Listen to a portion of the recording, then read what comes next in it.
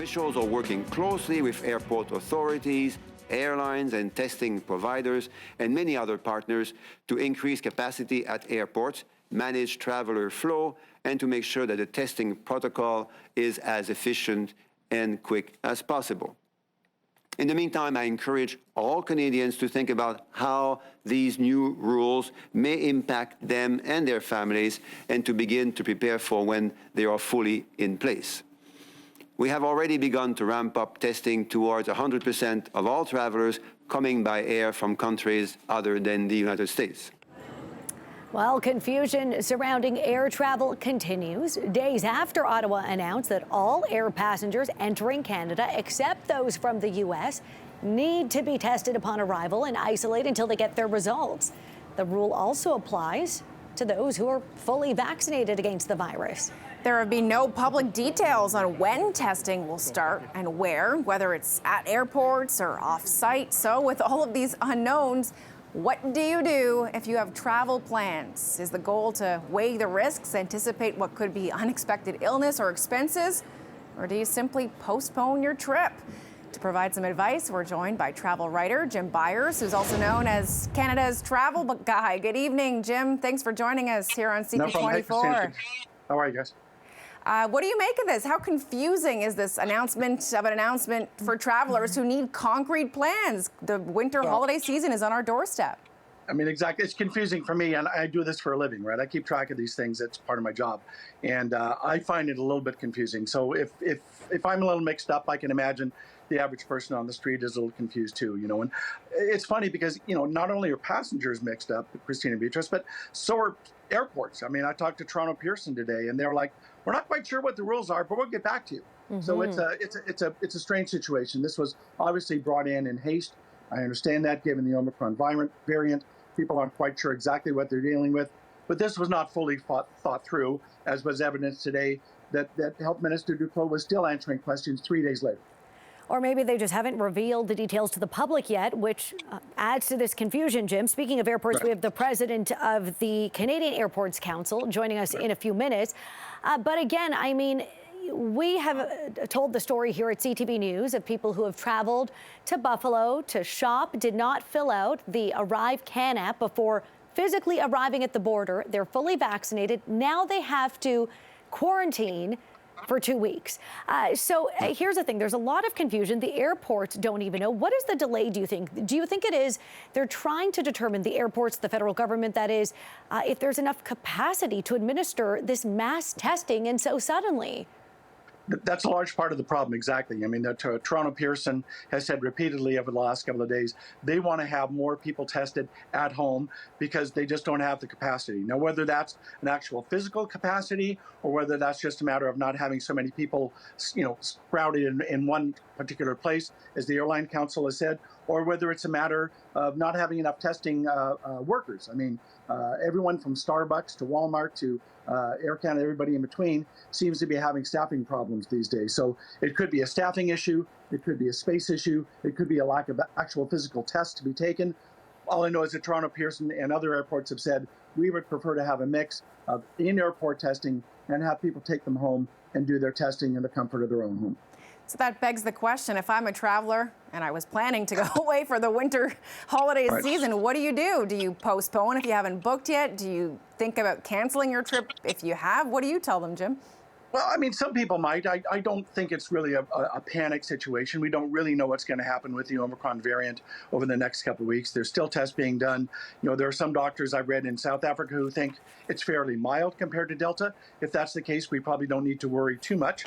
But obviously, people get worried and they see headlines about testing requirements and travel bans and what have you, and they get a little bit concerned, and that's fully understandable. But you do have to keep in mind that things are changing rapidly, and you have to adjust on the fly a little bit, and that's a little disconcerting for people. I don't intend to change any of my plans, but I'm a little more experienced maybe than some folks. And Jim, I'm wondering if you can explain to people at home this, you know, if this is something that the airports move forward with, this at-home test. I mean, we're talking about hundreds of thousands of people a day that travel and make their way through Canadian airports. So how does that work? If you arrive here, you go home, you take a test. I mean, this is not an honor system per se. How does it work?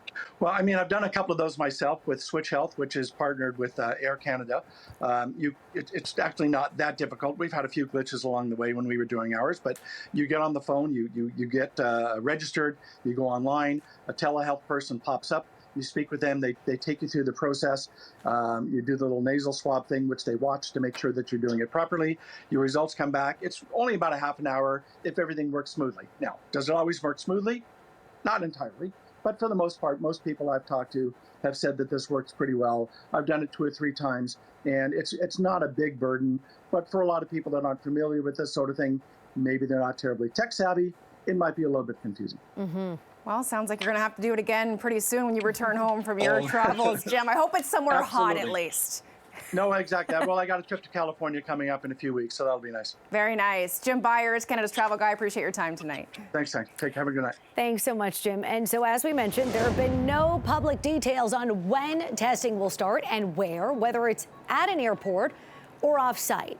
So there's not only confusion amongst travelers in the lead up to the holiday travel season, but those who run the country's airports are also waiting for details on how they will facilitate this mass testing program. So here to hopefully provide some clarity is Daniel Robert Gooch, president of the Canadian Airports Council. Daniel, thanks for joining us.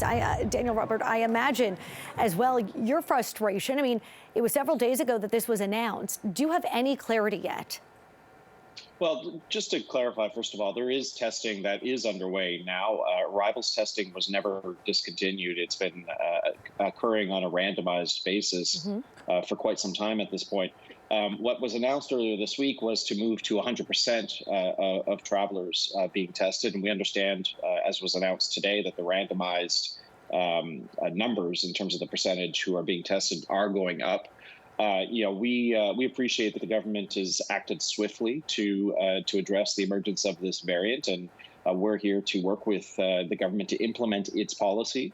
We want to ensure that it's done in as efficient, safe, and comfortable a manner as possible, which is why we really believe that the test should be done at home, as you just described, rather than on site. We do know that the government wants to do some component of the testing on site at the airports.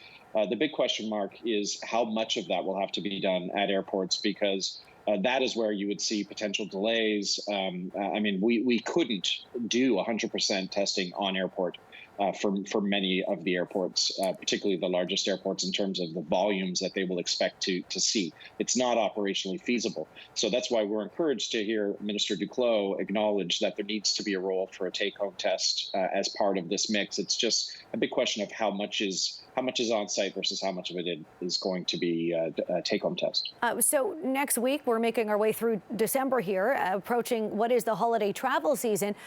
Daniel Robert, how long until you get some clarity, the airports get some clarity, and the public, do you think, about this process, so people know when they land at the airport, do they got to go home and take a test and prepare to wait for the results? Well, we do understand that some conversations between the Public Health Agency and some of our airports and air carriers have begun. So we're hopeful in the coming days that greater clarity will be available to the industry that has to implement it. We have 18 airports of our 54 member airports that receive international flights. And so they all have questions about how this will work at their airport and for their travelers. We're really looking forward to additional clarity in the coming days, because we are entering into what is potentially the busiest month of travel we've seen since the pandemic began. And we want to ensure that experience is safe and comfortable for travelers, and that they're able to get to their home or wherever it is that they're isolating for those first couple of days as efficiently and comfortably and safely as possible. Something that's not so comfortable for travelers is having to wait in line, whether that's for customs or waiting in line for one of these soon-to-be mandatory PCR tests if they are being administered on site.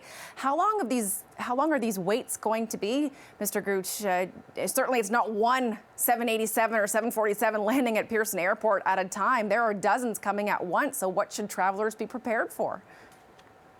Well, we were hopeful that the level of take-home tests that is part of this mix will help us avoid major lineups. But really, I think until we until we understand more about how this is going to unfold, how it's going to be implemented, I can't really answer that question. I think we all, airports, airlines, and the government, have a shared interest in ensuring that people are traveling safely, efficiently through our airports and onto their travel destination. Nobody wants to see long wait times or crowded airports when people really just want to be with their families, their friends, and at a leisure destination where they're choosing to spend the holidays. We want them at home with their friends rather than waiting at an airport. And we think use of the take-home test will facilitate that greatly. We really need to ensure that that's a big part of the mix in how this is rolled out. And the health minister saying these results could take up to 3 days to come back for any soon-to-be travelers watching us on CP24 tonight right now. What do you tell your members, Mr. Gooch? You mentioned 18 of your members, I believe, have international flights coming in. How frustrated are they kind of playing this waiting game? Well, I mean, the pandemic has been characterized by uncertainty and changing conditions and measures from the outset. So, we're nimble, we're flexible. We want to work with government, engage with us early as possible, so that we can be prepared and we can receive our travelers, safely, comfortably, and efficiently.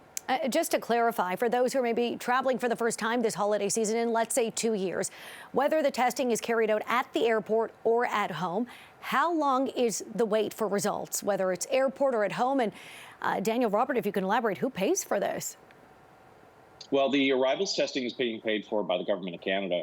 I really can't speak to the wait time for test results. I think we're talking about an additional volumes into the system that are higher than what they would have been before, what they are now, for example. And it really, I really believe it becomes a question of the lab capacity and how quickly they can turn those results around. Mm-hmm. Okay, Daniel Robert Gooch, president of the Canadian Airports Council. Certainly still some unanswered questions, and we hope to have those answers in a few days. Thank you so much for the clarity you were able to provide, and all the best. Thank you.